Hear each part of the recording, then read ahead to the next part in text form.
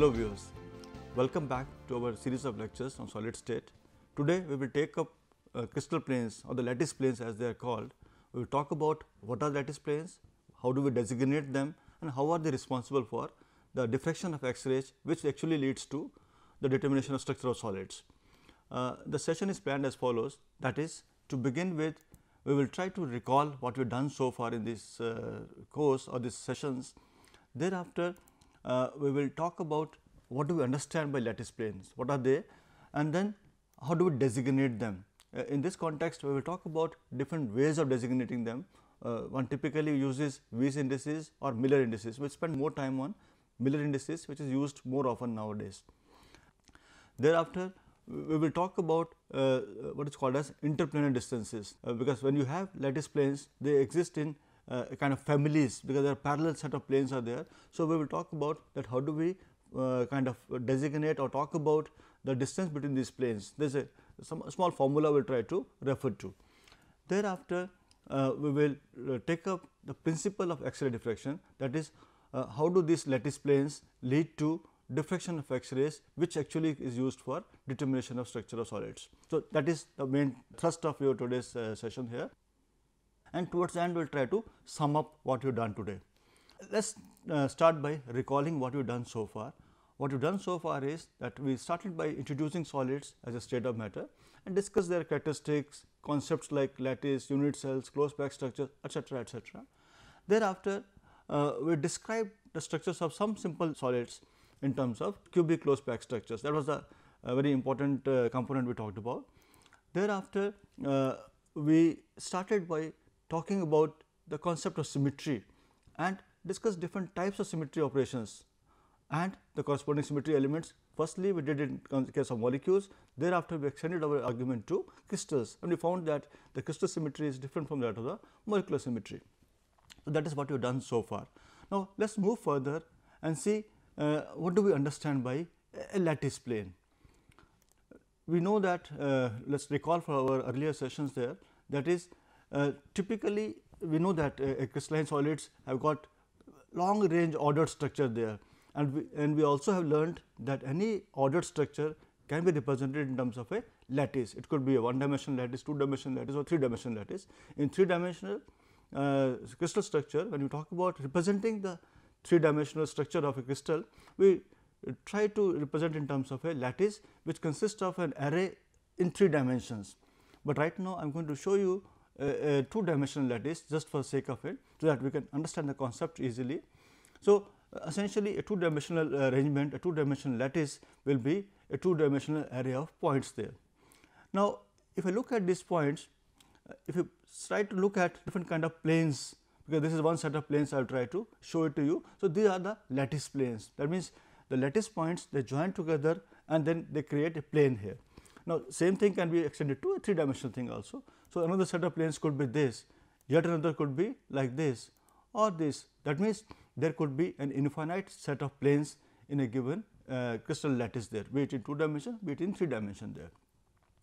And these actually are important because these may represent what is called as the crystal faces, because as the lattice grows, so there grows and then this eventually leads to formation of a plane, because the face of a crystal, because that is a macroscopic thing. What we are now referring to when we talk about lattice planes, I am looking at the macroscopic structure of a solid. So, from this, and we made a statement of this earlier too, that is the external symmetry of a solid or a crystalline solid is kind of a manifestation of the internal structure of a solid there. So, that is a kind of relationship we have between them. Now, how do we look at crystal planes in say three dimensional? So, this is a three dimensional lattice here. So, this could be one set of planes which are there in a three dimensional lattice, or alternatively you can have another set of planes over there. So, essentially what I want to bring home here is that any lattice can have variety of sets of planes in them, and these are the planes which are going to be useful to us, because they may represent the face of a crystal and also they will lead to the diffraction of X-rays, as we will be learning a little while from now. Okay. Now, the question comes is that how do we designate these planes, because essentially when I want to talk about some kind of a formulation, I need to have some kind of identity, because since there are number of planes there.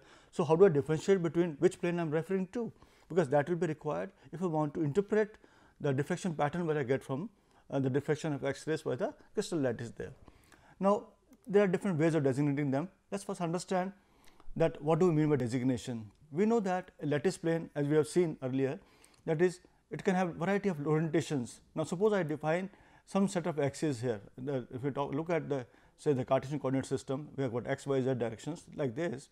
Now, what is the orientation of this plane there? Because that is the one which is going to determine the designation of the plane there. So, essentially the orientation can be represented in terms of the intercepts which the plane makes on the x, y and z axis of the unit cell. So, that is the starting point for us. Now, there are two ways of doing this. One is what is referred to as V's indices. Second is the Miller indices or Miller's indices. To understand all this, let us first do one thing. Let us take our three Cartesian coordinate system, that means three axes on that x, y, z, and we define unit vectors along the three axes. Say along x axis my unit vector is say A, on y axis it is B, on z axis it happens to be C. So, I have defined my unit vectors along the three dimensions there. What do I do is, now if I want to talk about V's indices, it is very straightforward. What do? I look at a plane, this is a plane I am trying to designate. So, what do? I see that where does it cut the three axes. I see that on x axis this plane is cutting at 3A, on y axis it is cutting at 4B, on z axis it is cutting at 4C again. So, that is the kind of intercepts I have on the three axes, and V's indices are very straightforward. So, this plane which intercepts the crystal axis at 3A, 4B and 4C will be designated as 3, 4, 4 plane, as simple as this. That means, we just take the coefficients of these intercepts over there. So, 3, 4, 4 is the designation of the plane I am referring to here. But this kind of designation is very straightforward and simple, but it has certain drawbacks. Typically, what you find is that these indices are quite small whole numbers, like just seen here 3, 4, 4, 1, 2, 2, etc., etc. But what happens is, in certain cases we find that if I try to look at different planes, it may so happen that these indices happen to be fractional, say 1 by 2 or something of that sort, or it may be even infinity. So, in such a cases it becomes difficult to tag them. So, we go for a better version, that is what is given called as Miller's indices or Miller indices. These indices actually were devised by Wavell in 1825 and Grossman in 1829. They are the ones who proposed this kind of a designation, but what happened was that this kind of indexing of the planes or designating the planes was popularized by Miller in his famous textbook on crystallography in 1829. That is why they bear the name of Miller on that, because he is the one who propagated this concept of designating planes in terms of sort of indices. Now, they are called as Miller indices, though it was given by people like Wavell and Grossman. Now, let us see how do we determine Miller indices, because that is what we are going to use in our discussion hereafter. Now, to do a designation of a given plane in terms of Miller indices, we follow three steps there. The first step is, as in case of our V's indices, we determine the intercepts of the plane on each of the three axes there. We see where does it cut on x axis, y axis and z axis. That is the first step as before. Thereafter, what we do is we take the reciprocals of the intercepts there. So, whatever intercepts are there, we take the reciprocal of that. And having done that, the third step is we simplify these fractions by multiplying by the denominator with the smallest fraction over there. That means, we just take the LCM, least common multiplier, and multiply with that. So, what you get is the whole numbers over there. So, that is the way, there are three simple steps over there. Let us take some examples and understand that. Now, this is the same plane which I talked about when I talked about V's indices. The designation was 3, 4, 4 over there. Now, if I want to talk about the Miller indices, what do I do? What do I do is, so these are my three axes x, y and z. First I say is what are the intercepts there. So, on x axis it is 3, on y axis it is 4, z axis again it was 4, that is the same as my V's indices. Then the second step tells me is that you take reciprocals of these intercepts. The reciprocals will come out to be 1 by 3, 1 by 4 and 1 by 4 again. Then what do? My third step was to simplify these fractions there. So, what do? I just take the LCM of these 3, 4, 4, it comes to be 12. I multiply each of these fractions by 12. When I multiply this by 12, I get 4, from here I get 3, from here I get 3, and the outcome is that the indices happen to be 4, 3, 3. So, that is such a simple notation. So, in this cases I will never have the problem of fractions coming over there. Okay. So, that is the way I designate my Miller indices there. We will take care of even infinities at a little later stage. Now, so that is the way we define our Miller indices, and then we have also seen how do we designate a given plane in terms of Miller indices. Okay. Now, we can just try to work out some kind of a definition of this Miller indices. Probably we can say that a plane that intercepts the x axis at a by h, y axis at b by k, and z axis at c by l is said to have the indices as HKL. Why I am talking about HKL is because typically the Miller indices are given as they are known as HKL. That is a kind of designation we have for them. So, HKL basically refers to H will be on x axis, y axis and z axis, and so on and so forth. Probably how do I visualize what does it mean to me is that the Miller indices can be seen as the reciprocals of the fractional intercepts with fractions cleared that the plane makes with the crystallographic axis of the cubic unit cell. So, that is a way of defining what is a Miller indices there. We have seen how do we do that, how do we designate planes according to Miller indices, we have also seen the significance of that. Now, since in this course our main focus is on cubic unit cells. So, we will focus attention only on cubic unit cells, and we will see that for a cubic lattice or for a cubic unit cell, how do I designate different kind of planes on that. So, we will spend some time on designating, trying to learn how do we designate different kind of planes there. Now, let us take a cubic unit cell with side A.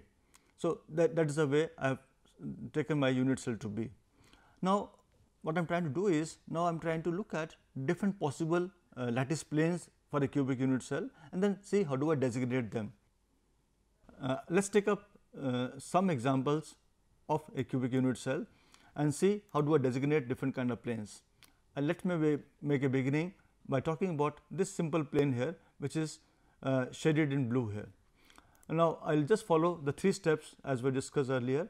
That is, the first step happens to be I will try to find out the intercepts on the 3 axes, and we find that this plane intercepts the x axis at 1, and it is parallel to y axis and z axis. We can see here this is my y axis, the plane is parallel to that, this is my z axis, and it is parallel to this also.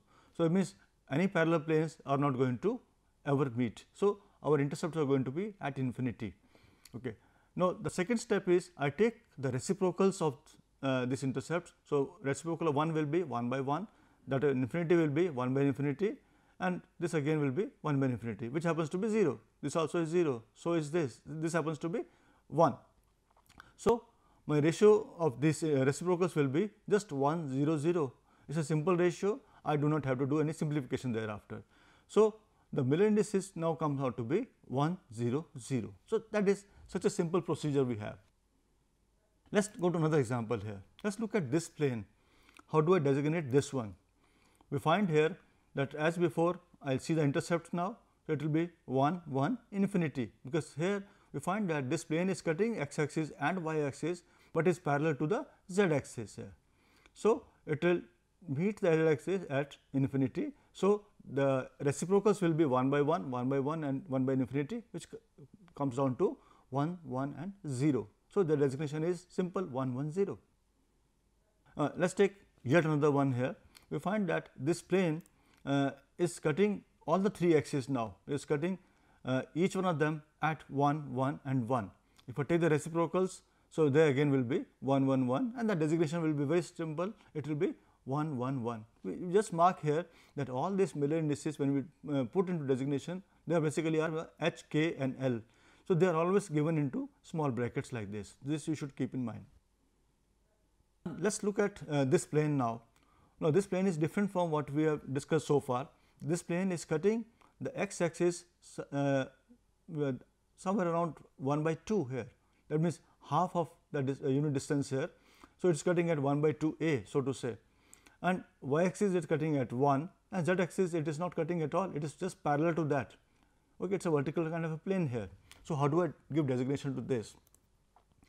Now, we will just follow the same procedure. So, it is the intercepts are 1 by 2, 1 and infinity.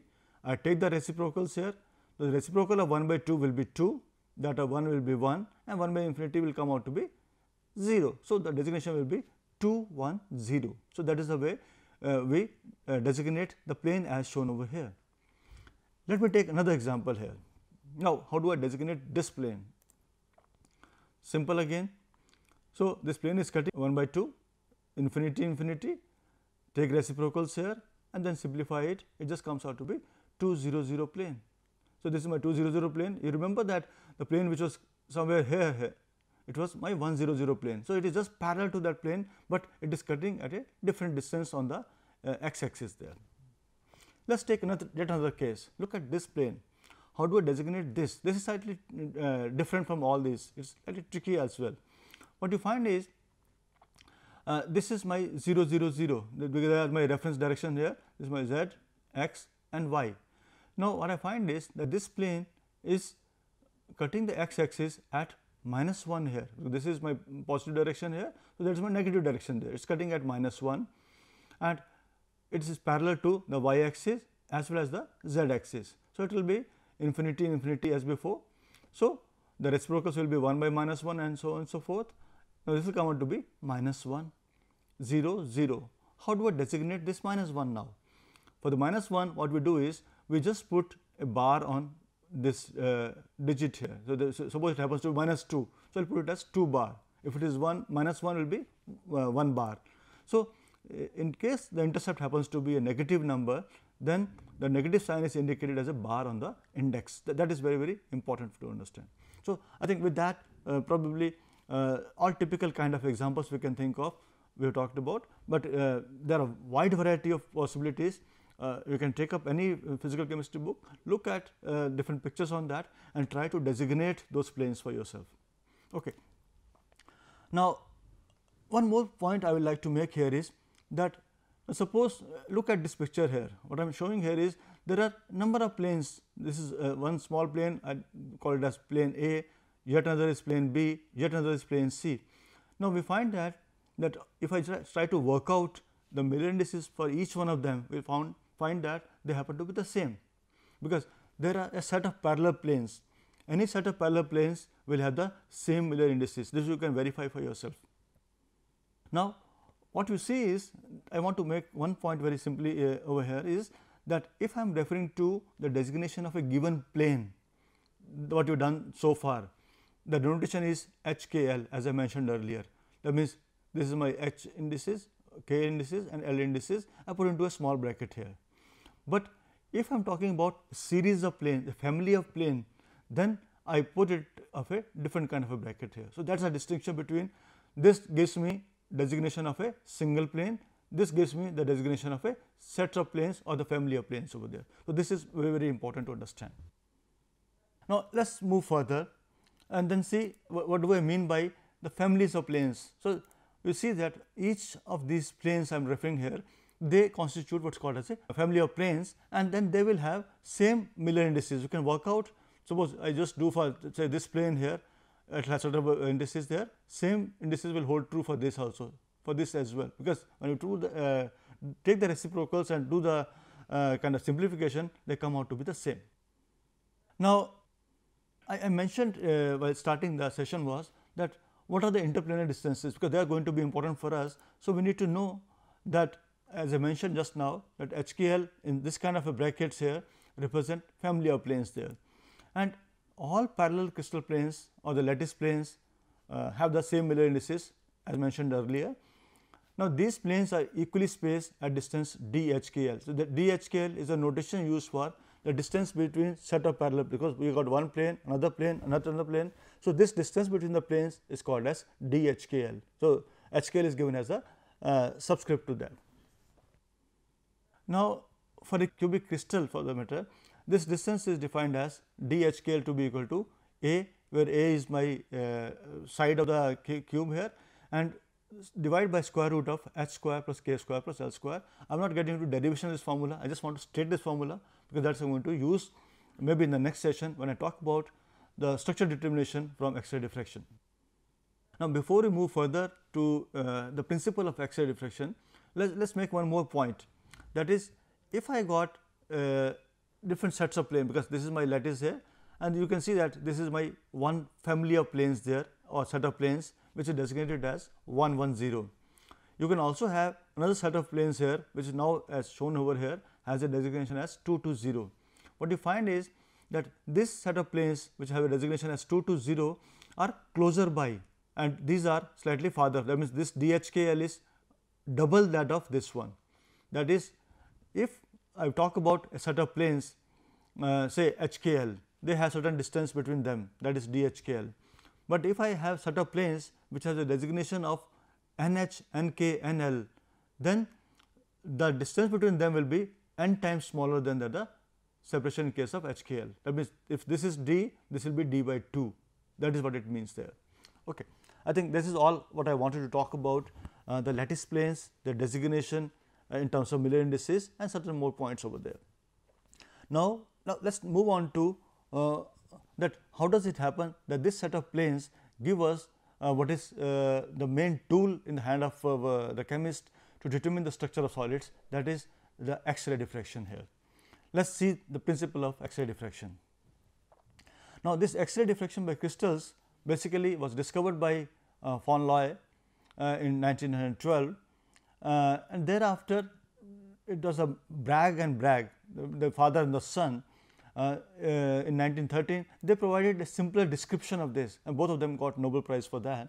And what happens is, the basic principle here is that X-rays, when they interact with a crystal lattice where there is set of planes are there, they undergo what is called as diffraction. That means, they bend at the different angles over there, and this process is called as diffraction, and the patterns which you get as a consequence of this diffraction from the crystal lattice give us information about the size and shape of the unit cell there. So, that is the basic premise over there, that is the crystal lattice is there, X-rays come, they interact with this, they get diffracted, and the diffraction pattern which I get, that provides information about the size and shape. Now, what is the prerequisite for such an interaction to take place? The requirement here is that in generally for any EM radiation to get diffracted, the spacing of the grating should be of the same order as wavelength. That must have learnt in spectroscopy here. That means, if you have a grating there, that some spaces are there, radiation comes, it can get diffracted there. But the requirement for that is that the wavelength of the radiation which is coming and the spacing between the grating should be comparable. And what happens is, in case of crystals, this typical interatomic spacing, the DHKL I was referring to, that is comparable to the wavelength of the X-rays. That is why the X-rays get diffracted. If I take any other radiation, if I take UV radiation, they will not undergo diffraction by the crystals there, because the radiation's wavelength do not have comparison with, they are not comparable to the interplanar distances over there. So, that is a prerequisite for such a diffraction pattern to be observed there. In order to understand the diffraction of X-rays by crystals, let us try to look at this 3-dimensional crystal lattice, and the planes can be depicted in terms of a 2-dimensional layer of lattice points there. Now, the mechanism is as under. That means, when the X-rays come, they interact. Suppose you got a set of lattice points there. Lattice point basically are either could be atoms or molecules or whatever. Now, when the X-rays come, they interact with the electrons of the atom which are on the lattice points there. Now, what happens is, because of this interaction, this X-rays make this electron oscillate under their own influence, and these electrons in the atoms now become secondary source of radiation there. That means, X-rays are coming, they come to this atom, they interact with this, the electrons are put into oscillation, and these oscillatory electrons become the source of radiation there. So, that becomes a secondary radiation which is coming out. Now, this radiation which comes out actually is in all possible directions there, and has the same frequency as that of the incoming X-rays. That means, X-rays is coming certain frequency, it oscillates electron with that frequency, electron becomes a source of same frequency of radiation there, and this radiation is going in all possible directions there. Then what happens is, now when these radiations are coming out, say from this atom and the next one and so on and so forth, they undergo some kind of a interference with each other. And then what happens is, because of the interference, many of these radiations will cancel out each other, and only a few will be the ones which will be kind of reinforcing each other, and they will undergo what is called as a constructive interference. As a consequence of that, they give us the diffraction pattern. Now, there are two possibilities there. One is what is called as an out of phase diffraction here. So, these are my X-rays which are coming out. Say this is a simplified depiction here. This is one radiation coming there, it interacts with this atom here, or the electrons of this atom here, and then this is the secondary radiation I am producing here. Okay. Now, look at another set of another radiation coming there, interacting with the electrons of this atom here, or this lattice point here. Then this is the radiation which is coming out. We find that these two radiations which are coming out, they are out of phase. When they are out of phase, they will cancel each, nullify each other's effect, and eventually I do not get anything out of it. On the other hand, another possibility could be, that is, the radiations are coming. So, this is the secondary radiation from this source, and this is a secondary radiation from this particular source here. Now, what I find is, when the radiations are coming out, now they are in phase. When they are in phase, they will interfere constructively and lead to a diffraction point there. So, that is the basic premise. Now, well, because it is not that all kind of diffractive radiation is going to give me a constructive interference, only a few will be there. This in phase diffraction can be understood in terms of a very famous Bragg's law, which reads as that for in phase diffraction to be there, n lambda should be equal to 2d sin theta. Let us understand this briefly with this type of this picture here. So, what you have is, this is one radiation coming there. Now, from this lattice point, it is getting diffracted like this, getting reflected here like this, and from this also it is getting reflected here. Now, for these two radiations to be interacting constructively, that means to be in phase, what is required is that if you just look at this radiation is going to travel from here till this point and then thereafter like this. And if you look at this radiation, it has to move into up to this point here and then go like this. That means, this radiation is traveling this distance extra, say B to C and C to D, as extra distance as compared to this one here. And we find that if this angle happens to be theta, then this distance BC is nothing but my d sin theta, and so is CD. CD also is d sin theta. That means, this radiation, the one which has got reflected from this point C here, has travelled a distance 2 d sin theta extra as compared to this one.